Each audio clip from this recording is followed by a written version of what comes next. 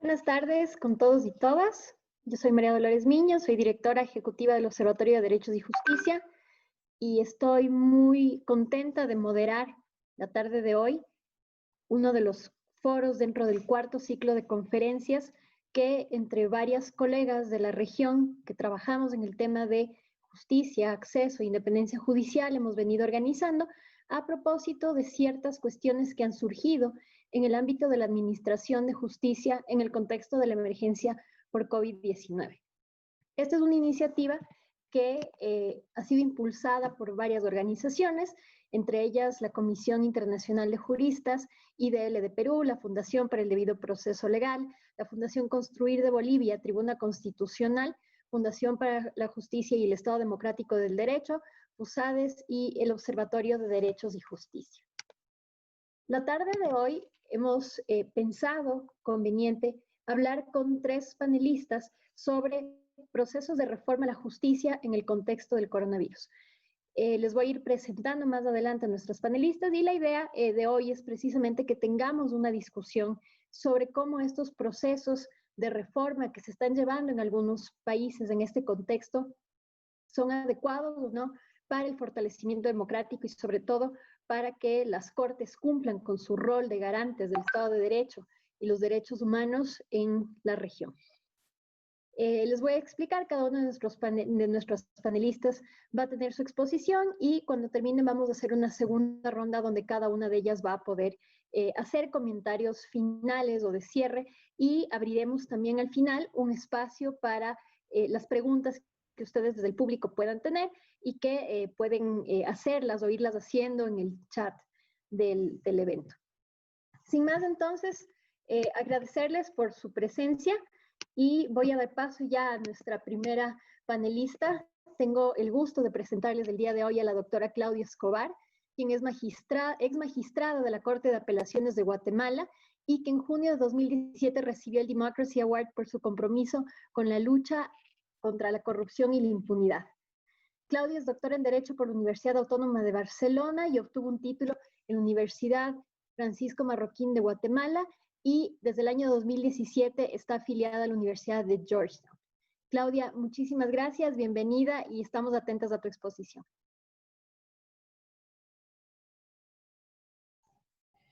Gracias, Lolo, y gracias a todas por la oportunidad de poder conversar. Les voy a solicitar si podemos poner la presentación con unas ideas que quisiera compartir con ustedes sobre las reformas que tenemos pendientes en el sector justicia.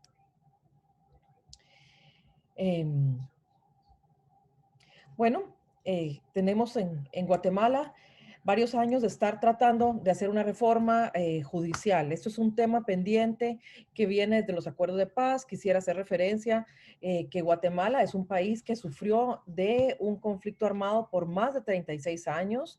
Fue un conflicto que dividió muchísimo a la sociedad guatemalteca.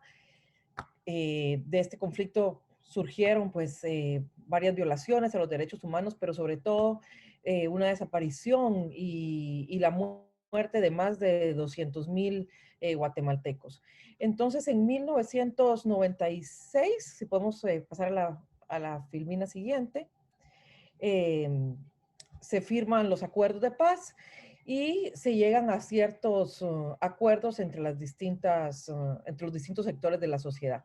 Uno de los principales acuerdos es el acuerdo sobre el fortalecimiento del poder civil y el papel del ejército en una sociedad democrática, en donde se hacía énfasis que era muy importante atender a la modernización de las instituciones de justicia.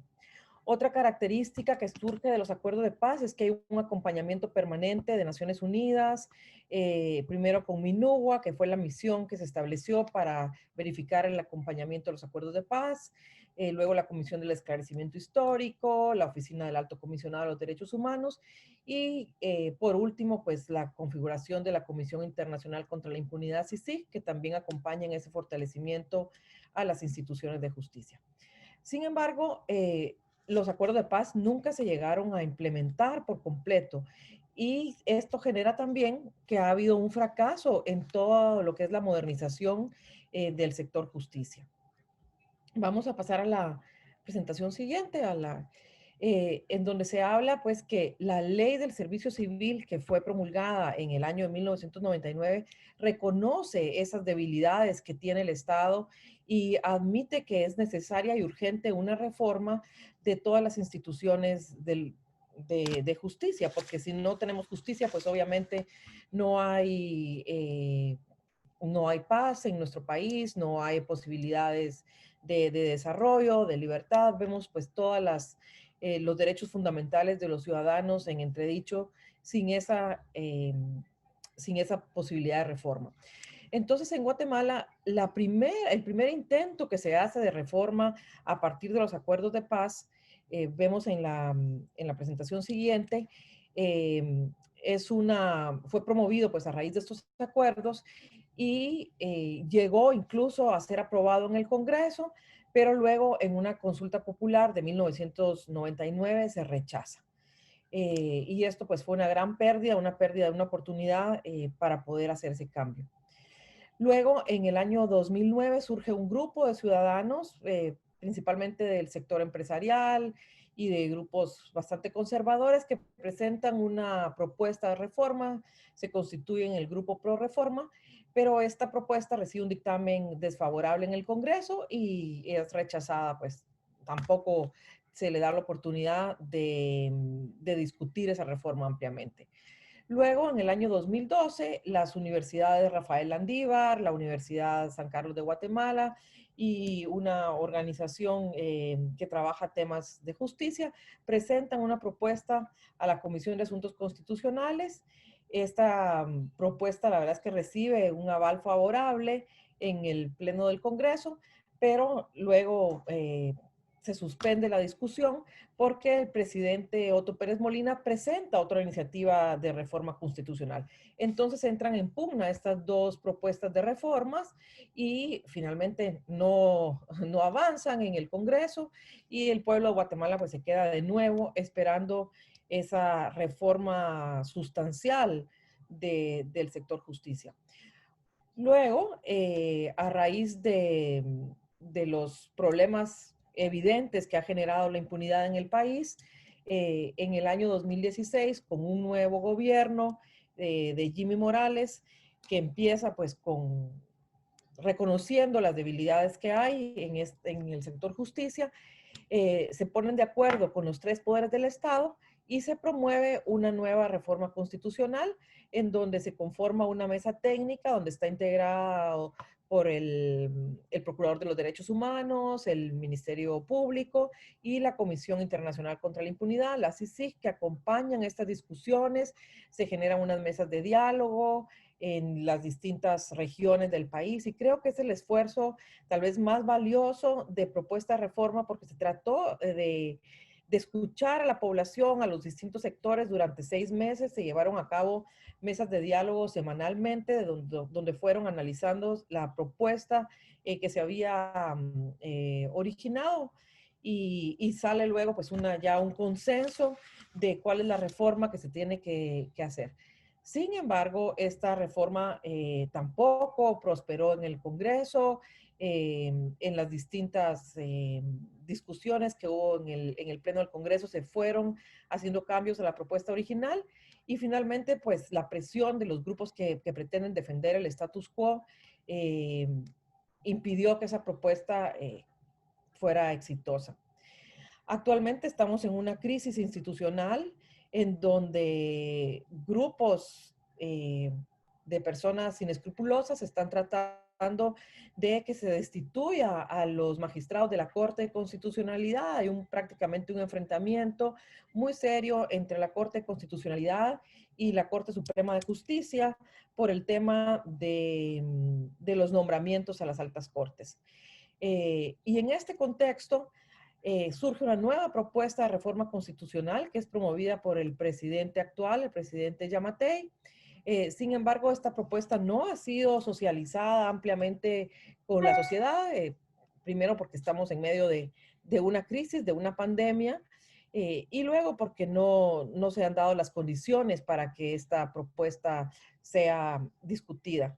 Sin embargo, se ha tenido conocimiento que la propuesta, aunque que reconoce pues, las debilidades que existen en el nombramiento de las altas cortes, no propone cambios sustanciales, o sea, sí elimina la manera en que se eligen actualmente a los magistrados de la Corte Suprema y la Corte de Apelaciones, que ha venido generando un problema muy profundo en los últimos años en el país. Tal vez sería el problema institucional más serio que hemos tenido en las últimas décadas en Guatemala, y propone un cambio, pero un cambio que de fondo no creo que traiga una solución, porque no se reconoce en la carrera judicial, no se reconocen los estándares de independencia judicial al sistema de justicia, y entonces creo que no es una reforma que vale la pena que se haga el esfuerzo de analizarla. Creo que habría que analizar en todo caso lo que había surgido de las mesas de diálogo de las reformas propuestas en el 2016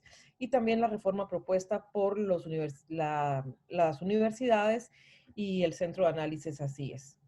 Y bueno, esas son, digamos, algunas consideraciones que quiero plantear en el foro de hoy para poder continuar después la discusión.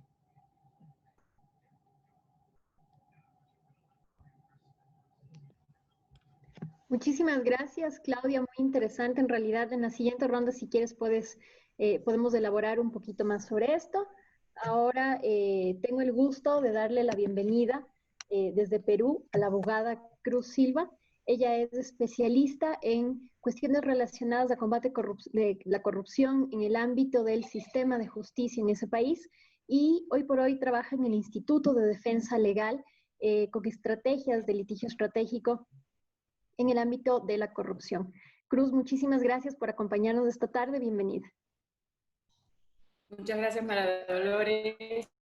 Dar la bienvenida a todos los que se encuentran en este espacio para darles algunos conceptos sobre lo que en Perú se está viviendo respecto de la reforma del sistema de justicia en medio de la pandemia. Hay que tener en cuenta primero de que el Perú ha tenido sucesivos intentos de reforma desde incluso antes de los años 1970, pero sin duda los dos más relevantes fueron las que se iniciaron a partir de la caída de la dictadura en el año 2000 de Alberto Fujimori, lo que dio origen a lo que nosotros conocemos como la CELIAJUS, la Comisión Especial de Reforma Integral de Administración de la Justicia, y un segundo intento que se ha dado ahora, hace 2 años, recientemente, en el año 2018, a partir de la revelación de un conjunto de audios que fueron investigados y destapados por el periodismo de investigación, donde se identificaba redes de corrupción que involucraban a los actores no solamente del propio sistema de justicia, sino también el actor político, el Congreso, los empresarios, algunas personas de los medios de comunicación inclusive. Esto nos hizo ver de que lamentablemente los intentos de reforma que se habían llevado a cabo habían sido realmente infructuosos y nos pone en la siguiente pregunta central. ¿Qué es lo que falló?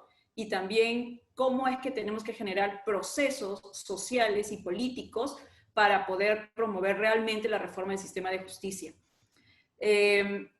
Esta reforma, el último escenario del 2018, felizmente fue tomado por el presidente de entonces, el ingeniero Martín Vizcarra.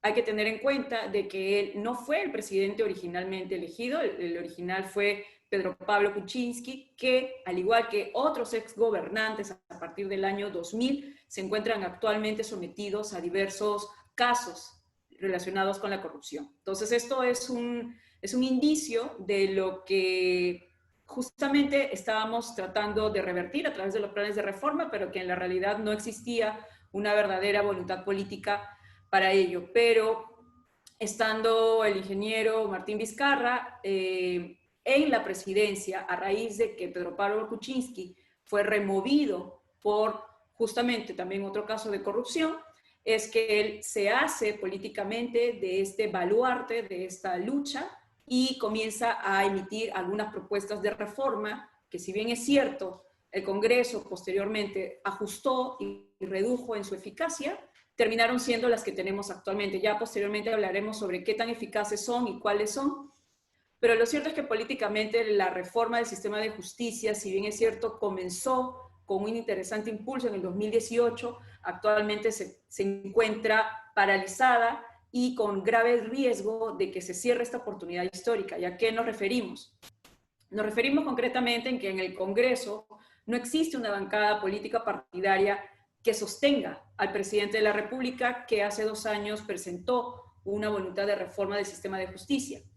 Y a la par se ha quedado de lado la reforma del sistema político. Como muchos sabemos, en la región los fenómenos de corrupción no solamente están ligados a que el sistema de justicia promueve la impunidad y la no sanción, sino que está bastante ligado con el actor político, sobre todo relacionado con los hechos de corrupción que involucran a grandes empresarios que a través de algunos contratos bajo la mesa, algunos acuerdos bajo la mesa, ya tenían grandes licitaciones pactadas con los gobiernos de turno.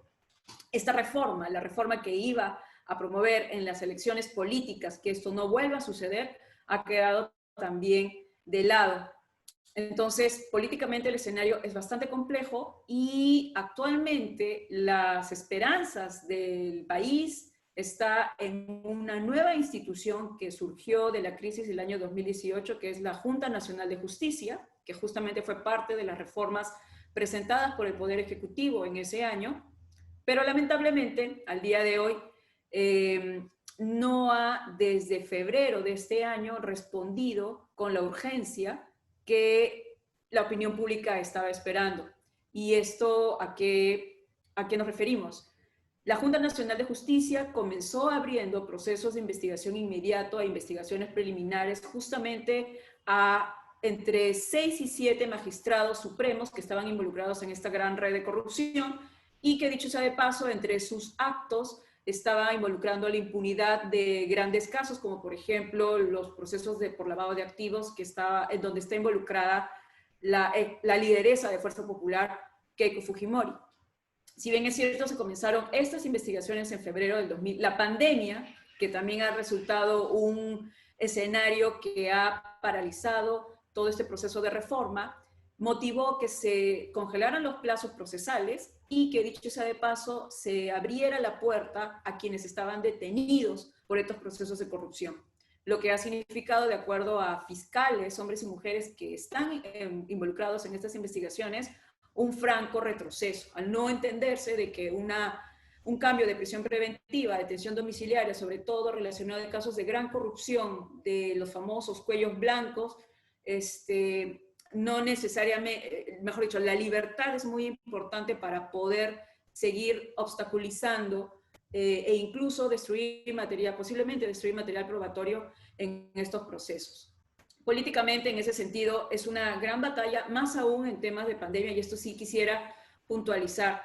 Mucho del poder político y del poder económico que resaltó a la vista en la reforma del año 2018 es hoy en día aquellos grupos de poder que están definiendo cómo es que el país va a entrar a la etapa durante pandemia para la reactivación de las labores. Entonces, es bastante interesante porque no solamente el sistema de justicia tiene el deber, el pendiente de concretar la reforma del 2018, sino que además durante la pandemia tiene que procesar y controlar a los empresarios y a los políticos que están promoviendo la reinserción laboral con estándares menores a los que debieran ser para proteger la salud de la población, de los trabajadores. Entonces, el poder político se está mezclando con lo que es el escenario de pandemia, la institucionalidad que podría fiscalizar finalmente a los actores de esta red, que no es la única, pero es la más recientemente destapada, tendría su atención central en lo que es la Junta Nacional de Justicia. Se espera que en estos meses la Junta pueda remontar todo lo que había dejado de lado, no solo por recomposición interna, sino también por efectos de la pandemia, sobre todo porque a finales de año, y ya con esto cierro, para que vean la complejidad del escenario institucional que se mezcla con lo político, a final de año en Perú hay una renovación de las presidencias de las Cortes Superiores a nivel nacional y también la presidencia de la Corte Suprema y la renovación de las presidencias de las juntas de fiscales a nivel nacional. Y como sabemos, lamentablemente, siempre hay la filtración de intereses políticos en la elección de estas autoridades, lo que nos hace retornar al debate de cuáles son los seguros para que esto se reduzca al menos, ¿no?, el riesgo. Este es el escenario que se presenta. Estamos todavía con las esperanzas de aprovechar el espacio de reforma. Está difícil, está compleja, pero podríamos decir de que es algo que se puede lograr si es que ponemos el foco en este proceso día a día. Gracias, María Dolores. Muchísimas gracias, Cruz, por tu intervención. Quiero ahora dar la bienvenida a la abogada Adriana Greaves, abogada egresada del Instituto Tecnológico Autónomo de México, ITAM, que ella debatió más de una maestría en Derecho Internacional Público y Derecho Comparado en la Benjamin Cardoso School of Law de la Yeshiva University. Desde 2015, Adriana colaboró con la implementación del sistema procesal penal acusatorio y oral dentro de la Procuraduría General de la República de México y posteriormente dentro de la Comisión Nacional de Seguridad. Actualmente ha fundado la organización TOGIL desde 2018, Estrategia contra la Impunidad, que es una organización de la sociedad civil que busca la consolidación del sistema de justicia penal en México a través del litigio penal estratégico contra la corrupción. Adriana, muchísimas gracias, bienvenida. Pues hola, buenas tardes y perdón por el percance técnico que tuve.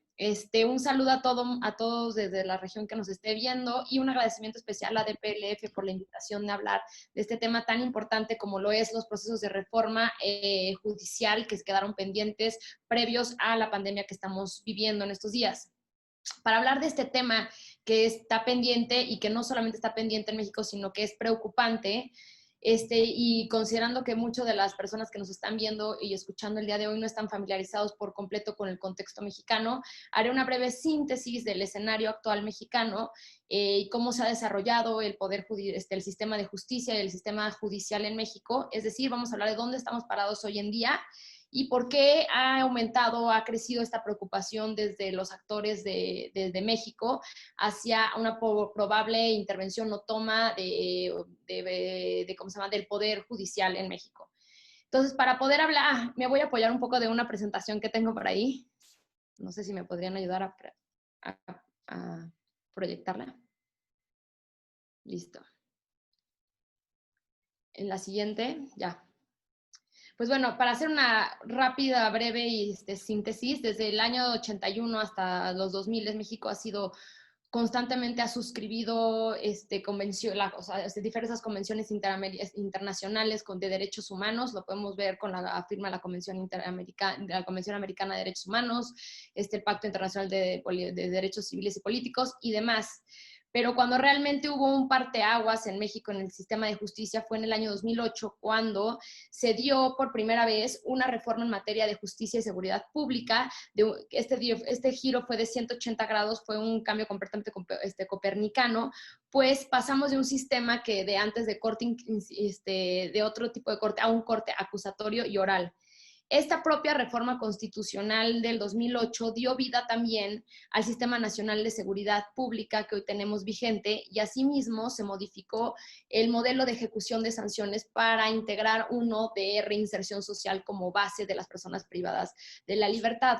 Asimismo se limpiaron, o más bien se metieron nuevas herramientas más con una visión más de derechos humanos para combatir el fenómeno de delincuencia organizada por la que está atravesando nuestro país. Y sobre todo, lo más importante, se le da vida a la famosa y tan controvertida figura de extinción de dominio. Todo esto pasó en el año 2008.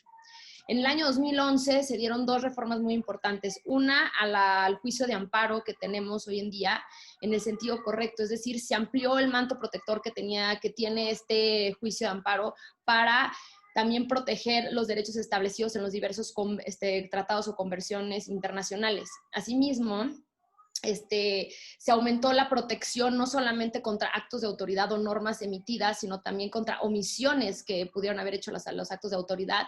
El juicio de amparo se volvió a ampliar este manto protector que tenía.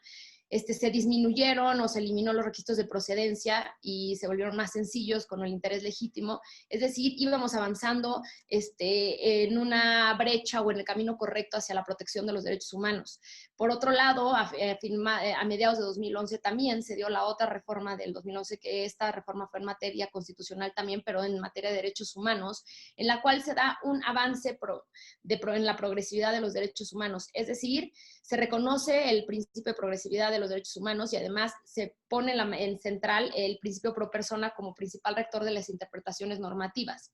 Se incorporan todos los derechos humanos de las convenciones como derechos humanos reconocidos en México y se le da la obligación a todas las autoridades de garantizar, proteger y resguardar desde su competencia estos derechos a cualquier autoridad dentro del marco mexicano. Y en el 2015 se da una reforma muy interesante también a nivel constitucional, que es la reforma anticorrupción. Esta reforma da vida en el 2016 al Sistema Nacional Anticorrupción, que hoy en día sigue peleando por vivir, pero esa es otra historia. Y esta breve síntesis de cuáles han sido las reformas que han estado vigentes en los últimos años muestran que la tendencia o el camino que llevábamos era el camino correcto, en una dirección correcta. Se estaban ampliando, haciendo un sistema más garantista, donde los derechos humanos tenían un papel más central y, por supuesto, esto venía de la mano con el fortalecimiento de un poder judicial autónomo e independiente.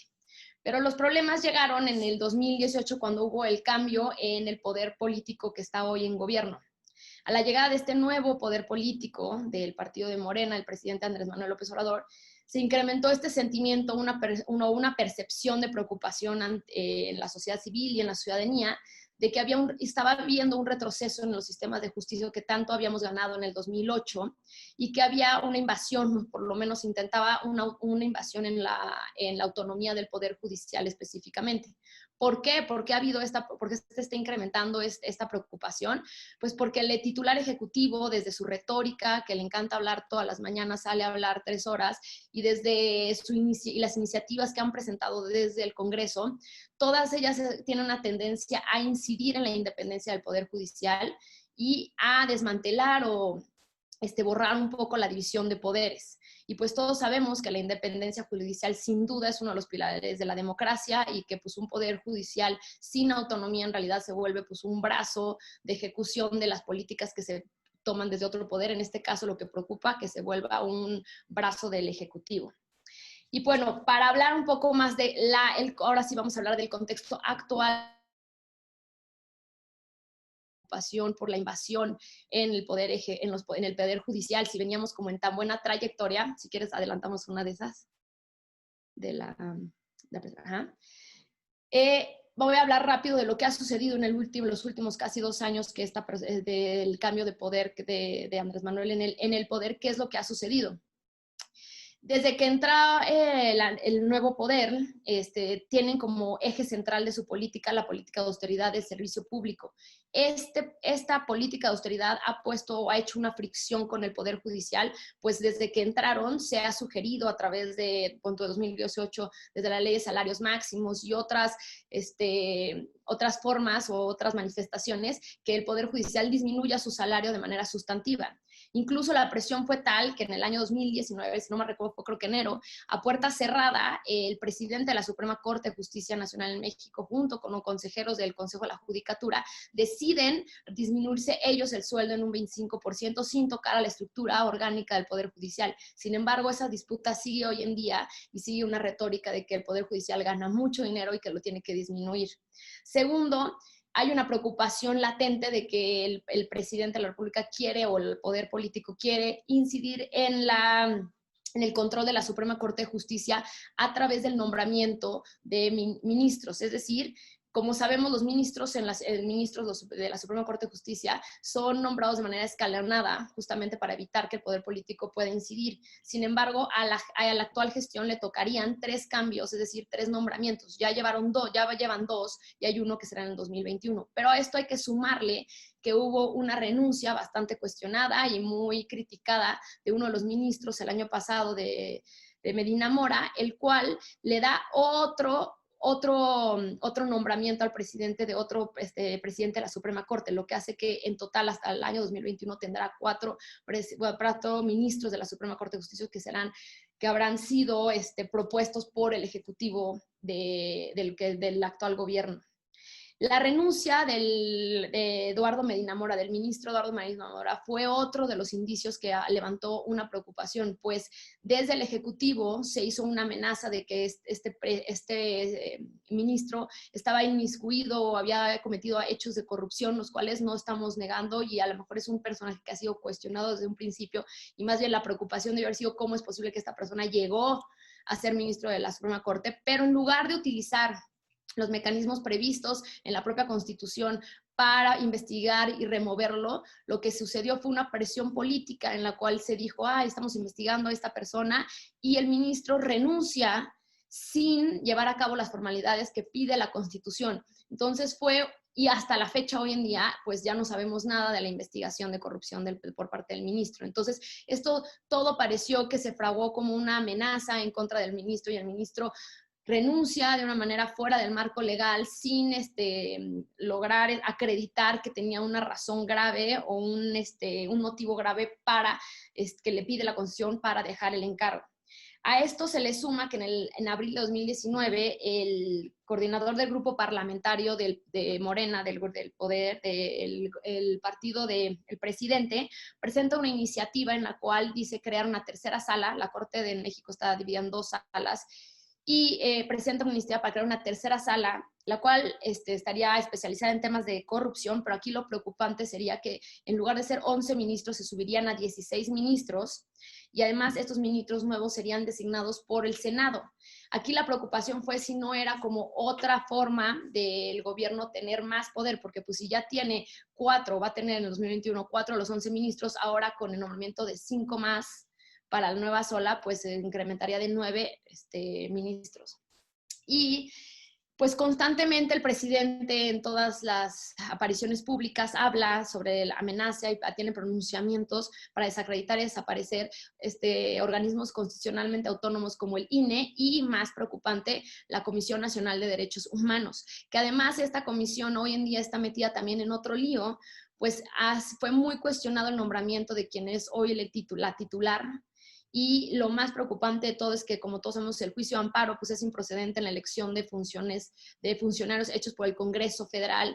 Por lo tanto, pues esto quiere decir que no hay realmente un mecanismo para impugnar en un nombramiento de un cargo tan importante como el de la Comisión Nacional de Derechos Humanos. Y hoy en día ya se atrajo por la Suprema Corte de Justicia, pero pues el problema es que ha habido irregularidades en el nombramiento y en la designación de esta persona. Pues bueno, esto es o más bien una forma muy rápida, una síntesis de cuáles han sido como esos indicios o manifestaciones que han hecho que ha aumentado la preocupación en México en los últimos año y medio, 2 años, respecto a la autonomía del Poder Judicial. Y ahora llegamos a algo muy interesante. A principios de este año sucedió algo muy chistoso, porque si quieres la siguiente presentación, la siguiente lámina. Ahora sí llegamos a las iniciativas de reforma de 2020. En realidad es porque una de ellas, solamente en un acto muy raro, el fiscal general de la República llama a medios de comunicación, esto fue en enero, en el 15 de enero, se sienta enfrente a los medios de comunicación y anuncia que va a presentar un paquete de reformas, un paquete de propuestas legislativas para atender aquellas fallas que él cree y se las está achacando un poco, echándole la culpa al sistema de justicia penal acusatorio en sí mismo.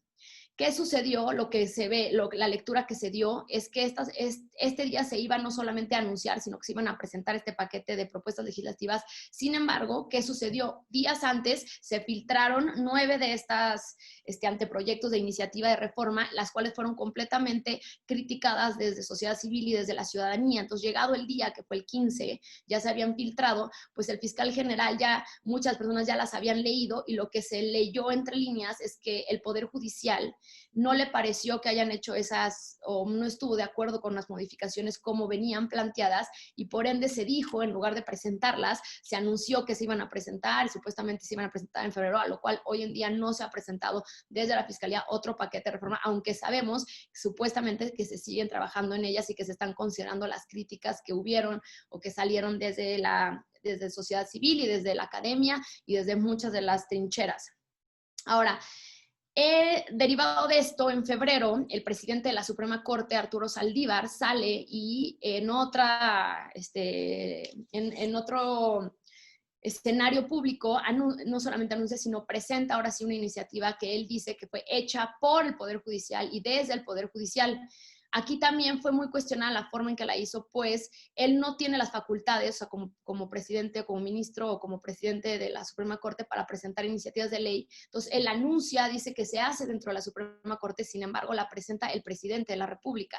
Entonces, de un inicio como que había sospechas o más bien preocupación de pues cómo va a presentarle el presidente y vamos a salvaguardar esa autonomía. Sin embargo, para sorpresa de todo el mundo, realmente el paquete de reformas que se presentaron en febrero de 2020, pues sí en realidad retoma de forma positiva y se aboca a mejorar los aspectos técnicos y ya retoma el camino o el arduo camino que se había hecho para lograr un poder judicial sólido y del fortalecimiento que se ha venido en los últimos años. Se concentraron en 3 ejes principales, que fue el fortalecer la Suprema Corte de Justicia como tribunal constitucional, combatir problemas que venimos acarreando como corrupción, nepotismo y acoso, e impulsar una verdadera carrera judicial y una escuela de formación.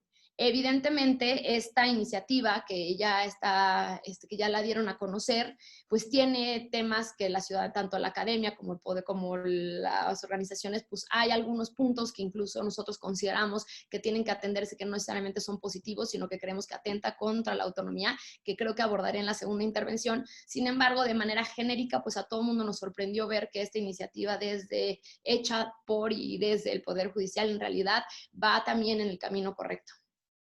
Y pues creo que guardaría la segunda intervención ya los puntos específicos. Gracias, Adri. Vamos a pasar ahora a la segunda parte del conversatorio. Cada una de nuestras panelistas van a tener 5 minutos para dar algunos comentarios de cierre.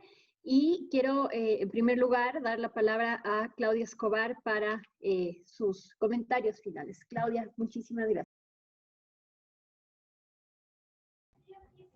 Bueno, tal vez ampliar un poco sobre el tema de la confrontación que se ha dado en el sistema de justicia en las distintas cortes. Esto ha sido consecuencia de la manera en que está contemplado constitucionalmente, la manera en que se nombran a los magistrados de la Corte Suprema. Para empezar, se ha dispuesto que tienen cada 5 años que elegirse nuevas cortes de apelaciones de la Corte Suprema de Justicia. Estos nombramientos recaen primero en una comisión de postulación que está integrada por decanos de las universidades, por representantes del Colegio de Abogados y por representantes también del Poder Judicial. Sin embargo, estas comisiones se han politizado al extremo que responden a intereses de grupos políticos y también a intereses del crimen organizado, hay que decirlo abiertamente. Hace 5 años fue muy evidente pues la influencia que jugaron estos grupos en los nombramientos de jueces y nombraron a una corte que fue señalada por grandes delitos de corrupción. 3 de los magistrados tuvieron que renunciar antes del año de haber cumplido sus funciones por estar vinculados en grandes casos de corrupción. Entonces, el interés por controlar las cortes se ha hecho más evidente. Y la Corte de Constitucionalidad, de alguna manera, ha ejercido una función para tratar de mantener la institucionalidad. La Corte de Constitucionalidad avaló esa elección originalmente y posteriormente se han generado ciertos problemas y han tenido ellos que actuar. El año pasado era el periodo en que tenían que cambiar las cortes, pero todos los problemas que se han dado se han presentado distintos amparos que han evidenciado esta injerencia, como les comento, del crimen organizado en el nombramiento de cortes. El último caso fue presentado en febrero de este año, en el que uno de los personajes más emblemáticos o más reconocidos por su influencia en las instituciones y por casos de corrupción está siendo investigado en 5 distintos casos de corrupción. Tenía prisión preventiva, la cual había sido suspendida por razones de salud y se le había ingresado en un hospital privado. Aprovecha ese espacio para tratar de incidir en los nombramientos de las cortes. Y los candidatos se reúnen con él en este hospital con este individuo. También muchos de los miembros de las comisiones e incluso diputados que tenían que escoger para tratar de incidir en esta elección. Esto es una investigación que sale a luz por parte del Ministerio Público, y el Ministerio Público solicita a la Corte de Constitucionalidad que se suspenda la elección de los magistrados hasta que no se lleve a cabo esa investigación y se determine quiénes han sido, están vinculados, digamos, con este sujeto o con otras personas que han sido sindicadas por delitos de corrupción. Y como respuesta, se presenta un antejuicio en contra de los magistrados de la Corte de Constitucionalidad que pretende destituirlos. El antejuicio es conocido por la Corte Suprema, y la Corte Suprema se excusa de conocer y se integra por magistrados suplentes que son a su vez candidatos para ser electos. Entonces hay un conflicto de intereses enorme en todo esto. Es un proceso difícil pues de entender porque tiene muchos detalles. Pero creo que en términos generales lo que estamos viendo aquí es el agotamiento de un sistema jurídico que tiene que ser renovado y que tiene que ser modernizado. Debe privilegiarse ante todo el tema de independencia judicial y de carrera judicial. No podemos tener una carrera judicial en que los jueces estén supeditados al poder político cada 5 años. Esto es absurdo. Entonces, los jueces de primera instancia y los jueces de paz pasan por todo un proceso muchísimo más estricto de selección, pero no así los magistrados de las altas cortes. Entonces, esto es lo que se está buscando que se cambie. Creo que también vale decir que en Guatemala pues han habido algunos avances, algunos de esos están relacionados con el esfuerzo que hubo de la Comisión Internacional contra la Corrupción, que estuvo en el país por 12 años. En las primeras etapas de la comisión se promovieron reformas legislativas importantes de leyes ordinarias, se creó la ley anticorrupción, que fue muy útil para poder procesar pues, a muchos de los investigados en casos de corrupción en los últimos años. Se creó la ley de extinción de dominio, se crearon juzgados especializados en crimen organizado. Entonces hay avances en leyes ordinarias, pero si no hay una reforma constitucional, continuamos con una gran debilidad dentro del sistema de justicia y es lo que tenemos pendiente. Sin embargo, en un contexto de pandemia, creo que es muy difícil de hablar de reformas constitucionales porque los intereses de los grupos sectoriales son muy fuertes y es un momento en el que es difícil pues poder organizar un proceso de reformas profundas.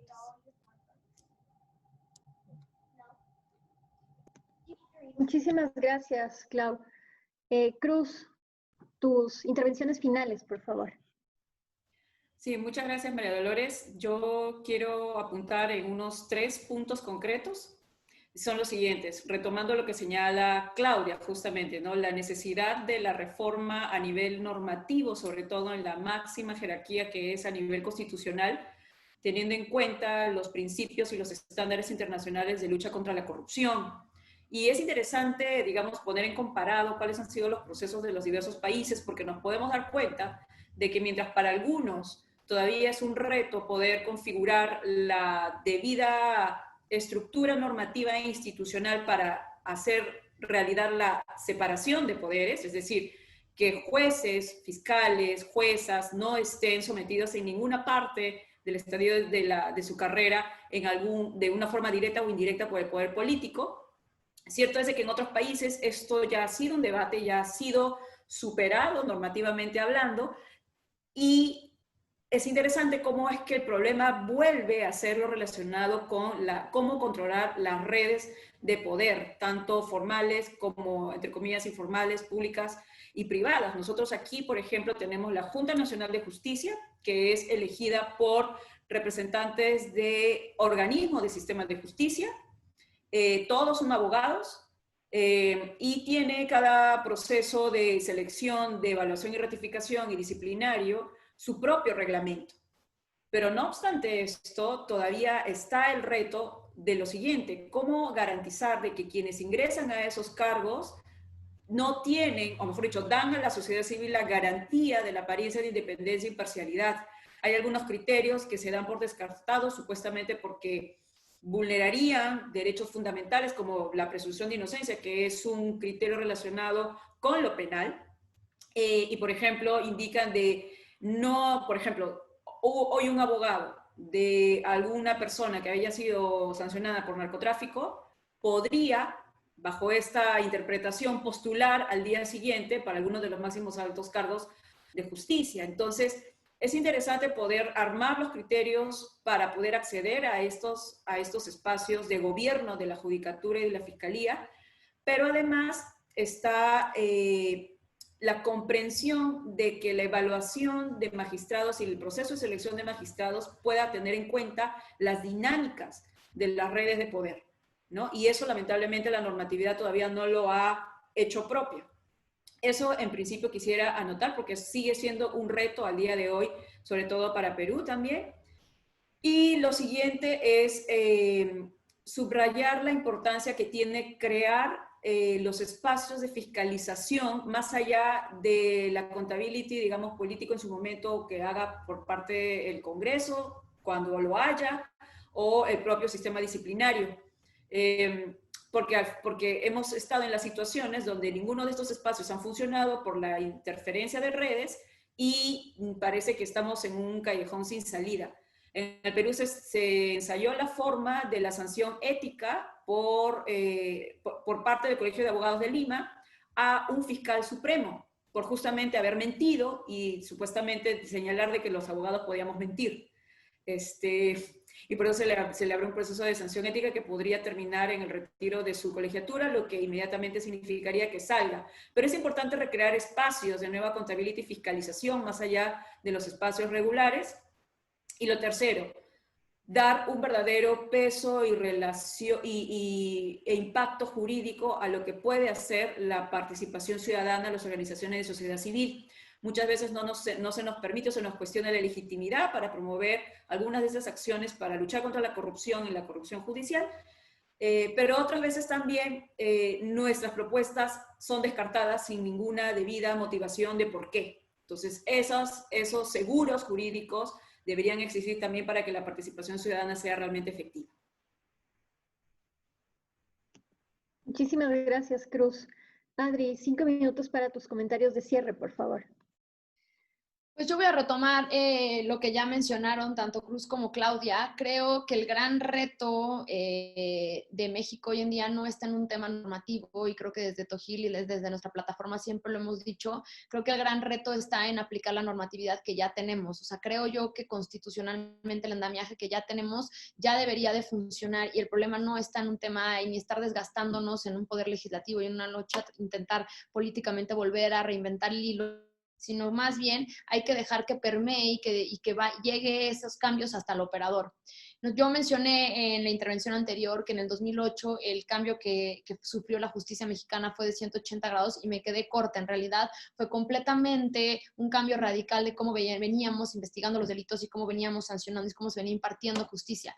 Este cambio, aun y cuando han pasado ya 12 años, en realidad se ha quedado corto. Y hoy en día tenemos mucho mayores índices de delincuencia, una delincuencia organizada permeada dentro del país, y vemos de fuera una justicia que se ha quedado rezagada, que no ha podido como dar justamente ese acceso a hacer justicia en esos casos.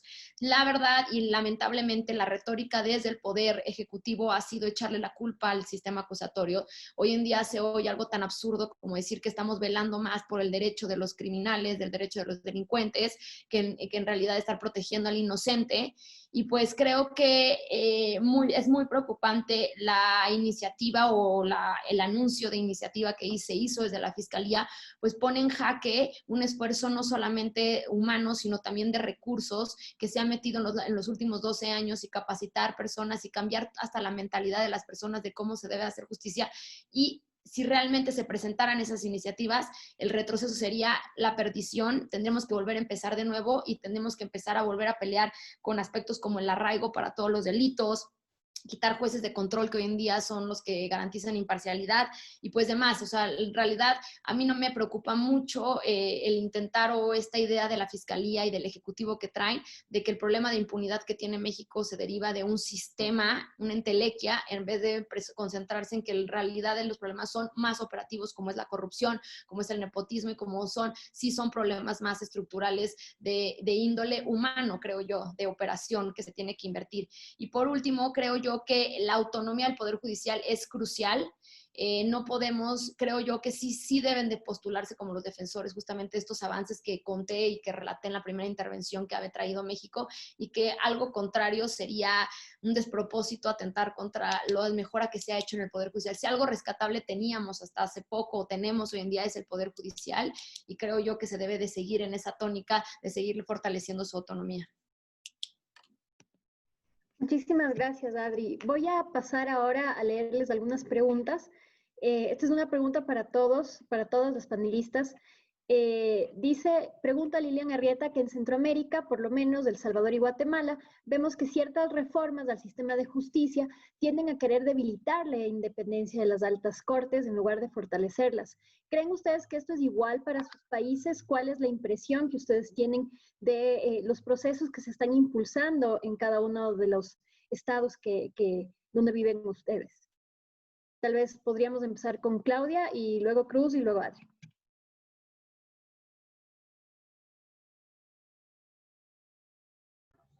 Bueno, mira, sí, en Guatemala es evidente, ¿no? Que se está tratando de desestabilizar y de debilitar a la Corte de Constitucionalidad, porque ha sido, digamos, la que ha tratado de evitar esa influencia que ha habido de los distintos sectores en el tema de las Cortes, al menos en este último periodo.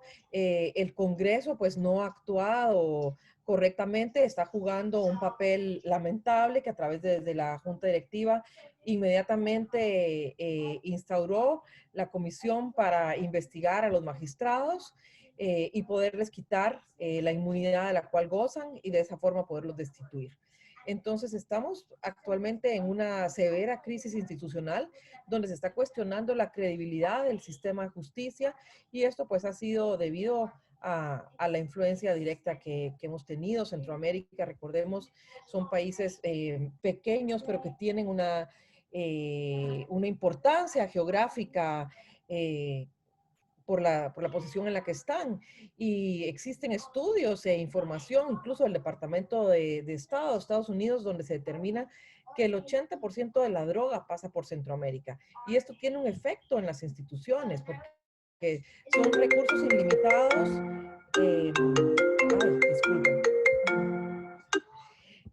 Recursos ilimitados que tienen para poder atacar a las instituciones. 3 de los principales líderes de los partidos políticos están actualmente extraditados aquí en Estados Unidos. Entonces, la representación que tienen los grupos criminales en la política del país es grave. Y es aquí donde tenemos que fortalecer los sistemas de justicia y como digo, en lugar de fortalecerlos, se ha visto un debilitamiento enorme en los últimos años, especialmente en los últimos 10 años, hacia el sistema de justicia, también como consecuencia pues de todo el esfuerzo que se hizo para poder sacar a luz los casos de corrupción. Gracias, Clau. Cruz, por favor. Sí, en relación a si es que las actitudes, las propuestas de otros órganos del Estado o incluso de algunos particulares pudiera significar un retroceso para la reforma y no un aporte, eso definitivamente, y no solo dando normatividad que pueda perjudicar la autonomía del sistema de justicia, la independencia tanto del Poder Judicial y del Ministerio Público, sino también la gran forma es dejándola en el olvido, ¿no? Y eso justamente es lo que está pasando en el Perú. La reforma del sistema de justicia, no solamente la normatividad, sino los objetivos de tener una nueva composición de la Suprema o tener más fortalecidos los órganos que luchan contra la corrupción desde dentro del sistema, ahora son temas que ya no se tocan.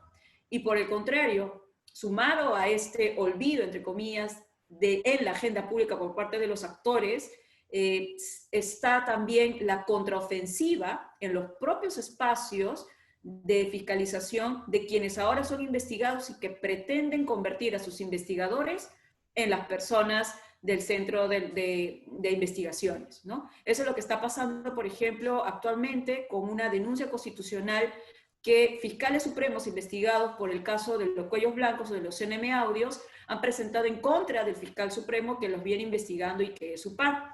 Esto es bastante interesante porque este escenario, sumado a que, por ejemplo, el fiscal supremo Pablo Sánchez, que es quien viene investigando estos actos de corrupción en la fiscalía en el país, tenía programado su proceso de evaluación y ratificación, de evaluación del desempeño, en noviembre del 2018. Si sumamos esta denuncia constitucional que no tiene un verdadero asidero jurídico y legal, si sumamos esto más la oportunidad que se ha abierto para que sea evaluada su permanencia a través de un proceso de evaluación del desempeño, sí podemos decir que aquí hay una contraofensiva por parte de los sectores que están viniendo siendo investigados.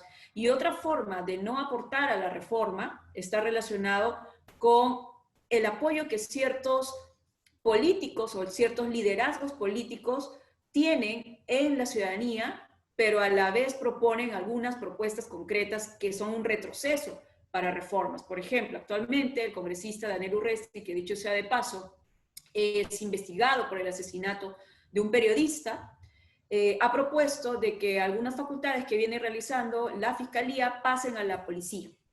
Y eso está desestabilizando todo un proceso de reforma, de fortalecimiento de la investigación y de la institucionalidad fiscal, pero a la vez este congresista tiene un gran arraigo ciudadano, tiene mucha empatía, mucha simpatía, y eso también nos hace pensar en cuando políticamente se utilice el apoyo ciudadano para tal o cual propuesta golondrina y no estructural que vaya realmente a promover la independencia del sistema.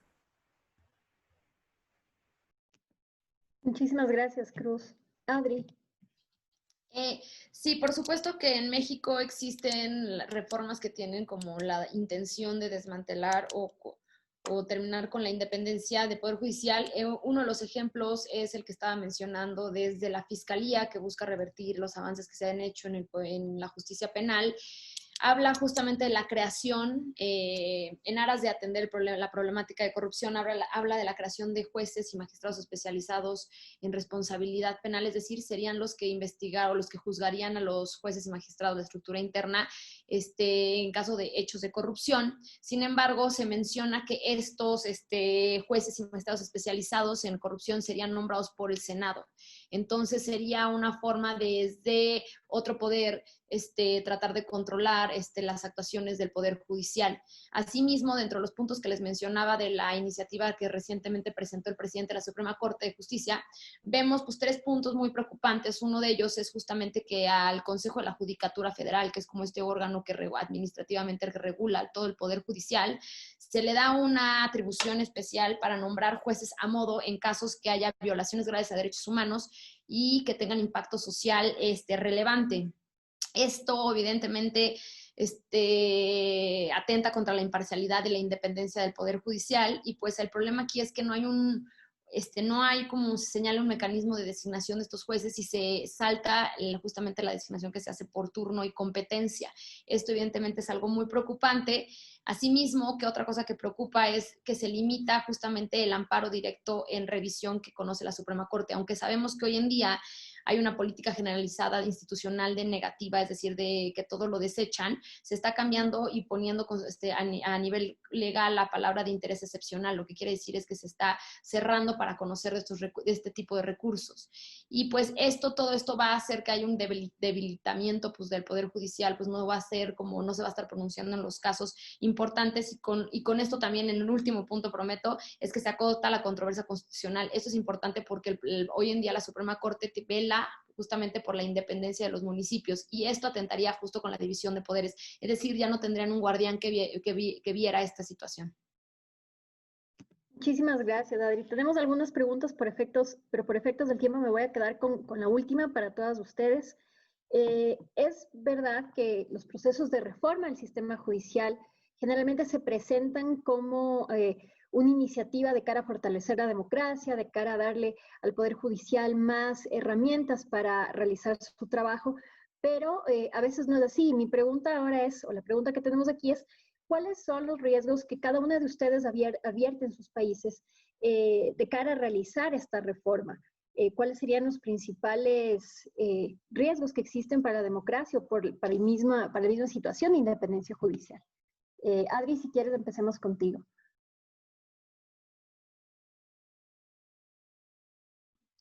Sí, justamente. Los riesgos que yo veo en caso de que pasaran, pues ya creo que los he mencionado mucho, pero justamente sería enfrentarnos a un poder judicial que no quiera entrarle a los temas reales de temas constitucionales y que en realidad se sirva como un brazo ejecutor de las políticas públicas que trae el Ejecutivo. Por otro lado, veo un riesgo real justamente en regresar a investigar justamente para sancionar y más bien dejar de investigar y que no centremos nuestras capacidades en el fortalecimiento que hace tanto falta en las instituciones de procuración de justicia.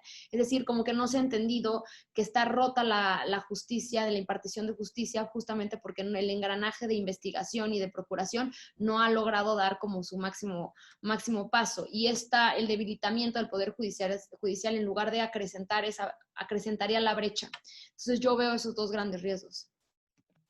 Gracias, Adri. Cruz, tus comentarios, por favor.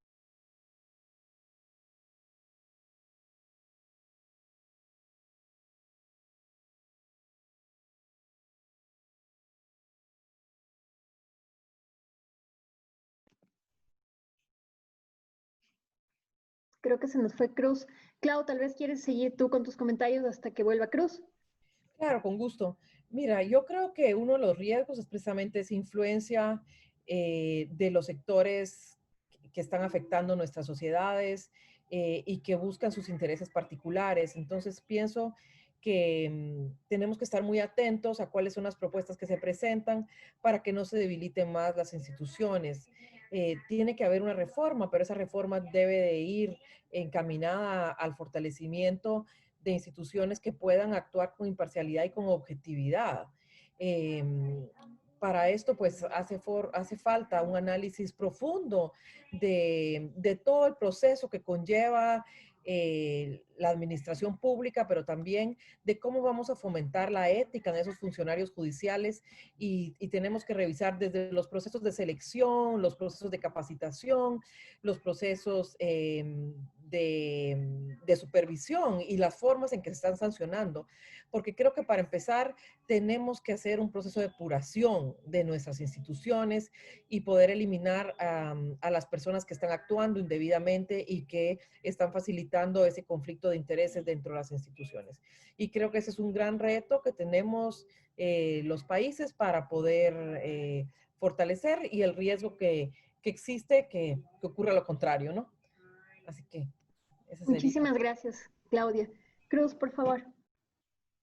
Sí, yo diría que los riesgos son grandes, sobre todo por lo siguiente en el país. Esta es la oportunidad más clara y cercana que se tiene para promover una real investigación y sanción a los actores del poder que se confabularon en graves casos de corrupción, ¿no? Estamos hablando del caso, por ejemplo, Lavallato, que justamente cruza con el caso de la revelación de los audios, donde los magistrados que finalmente verían en las altas cortes las decisiones de estos casos de corrupción económica y política estaban involucrados justamente con el poder económico y político que estaban aquí siendo investigados. Entonces, si estas reformas institucionales no continúan o no terminan de darse, lo que vamos a tener es que primero los magistrados que tenían, digamos, los cuestionamientos de promover la impunidad van a permanecer en sus cargos, la impunidad de los otros actores políticos y económicos van a permanecer, y esto en pandemia es mucho más grave. Como ya lo mencionábamos al inicio, por lo general coinciden mucho los actores económicos de, por ejemplo, las empresas extractivas, del poder bancario, con estas decisiones que se están tomando para el reingreso a las labores o la reactivación económica, bajando los estándares de protección a la vida. Aquí en el Perú se está promoviendo la campaña reactivación sí, pero con respecto al derecho a la vida. Porque se está poniendo en franca exposición el contagio a muchos trabajadores y trabajadoras. Entonces, el no llevar finalmente a que se concrete esta reforma va a promover estos círculos de impunidad que posteriormente van a seguir continuando. Y eso es un golpe moral a la ciudadanía enorme, porque si es que ya estábamos tan cerca de poder hacer una verdadera investigación y sanción a estos poderes, que no se vaya a concretar refleja de que no solamente no habría la capacidad y la voluntad política, sino que estaríamos prácticamente condenados a otros 10 años u otros 20 años para tener una oportunidad así. Muchísimas gracias a nuestras tres panelistas. Ciertamente han sido unas intervenciones sumamente interesantes y creo que a modo de cierre yo me voy a quedar con esta idea. Estos procesos de reforma ciertamente son una oportunidad importante para fortalecer el sistema de justicia, generar un mecanismo adecuado de combate a la corrupción, pero sobre todo crear herramientas adecuadas para el respeto de las obligaciones internacionales de los estados con respecto a derechos humanos. Y creo que tanto ustedes que trabajan en el terreno, que trabajan en estos países, como nosotros, el resto de la comunidad internacional, tenemos que permanecer vigilantes a que estos procesos no se conviertan en una puerta abierta para mayor manipulación y control del sistema judicial por parte del Poder Ejecutivo o por otros poderes. Nuevamente les agradezco por sus importantes aportes, también agradecer a todos quienes nos acompañaron la tarde de hoy, a la Fundación para el Debido Proceso Legal, las organizaciones que están atrás de la iniciativa de estos conversatorios y esperamos ciertamente contar con su presencia para futuros eventos de esta naturaleza. Muchísimas gracias, buenas tardes con todos.